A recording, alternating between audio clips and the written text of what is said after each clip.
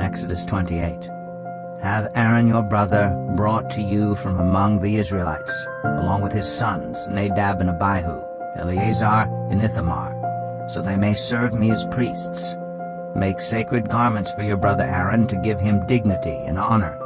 Tell all the skilled workers to whom I have given wisdom in such matters that they are to make garments for Aaron for his consecration, so he may serve me as priest. These are the garments they are to make: a breastpiece, an ephod, a robe, a woven tunic, a turban, and a sash. They are to make these sacred garments for your brother Aaron and his sons, so they may serve me as priests. Have them use gold and blue, purple, and scarlet yarn and fine linen. Make the ephod of gold, and of blue, purple, and scarlet yarn, and of finely twisted linen, the work of skilled hands. It is to have 2 shoulder pieces attached to 2 of its corners, so it can be fastened. Its skillfully woven waistband is to be like it, of 1 piece with the ephod, and made with gold, and with blue, purple, and scarlet yarn, and with finely twisted linen. Take 2 onyx stones, and engrave on them the names of the sons of Israel in the order of their birth, 6 names on 1 stone, and the remaining 6 on the other. Engrave the names of the sons of Israel on the 2 stones the way a gem cutter engraves a seal. Then mount the stones in gold filigree settings, and fasten them on the shoulder pieces of the ephod as memorial stones for the sons of Israel. Aaron is to bear the names on his shoulders as a memorial before the Lord. Make gold filigree settings and 2 braided chains of pure gold like a rope, and attach the chains to the settings. Fashion a breastpiece for making decisions, the work of skilled hands. Make it like the ephod, of gold, and of blue, purple, and scarlet yarn, and of finely twisted linen. It is to be square, a span long and a span wide, and folded double. Then mount 4 rows of precious stones on it. The first row shall be carnelian, chrysolite, and beryl. The second row shall be turquoise, lapis lazuli, and emerald. The third row shall be jacinth, agate, and amethyst. The fourth row shall be topaz, onyx, and jasper.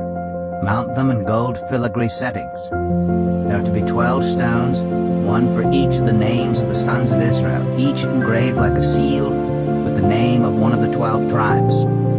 For the breastpiece, make braided chains of pure gold, like a rope. Make 2 gold rings for it, and fasten them to 2 corners of the breastpiece.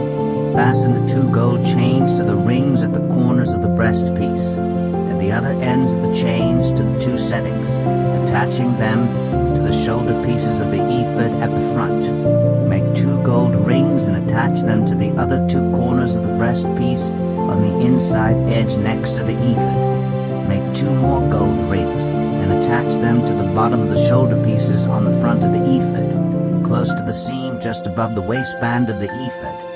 The rings of the breastpiece are to be tied to the rings of the ephod with blue cord connecting it to the waistband, so that the breastpiece will not swing out from the ephod. Whenever Aaron enters the holy place, he will bear the names of the sons of Israel over his heart on the breastpiece of decision as a continuing memorial before the Lord. Also put the Urim and the Thummim in the breastpiece, so they may be over Aaron's heart whenever he enters the presence of the Lord. Thus Aaron will always bear the means of making decisions for the Israelites over his heart before the Lord.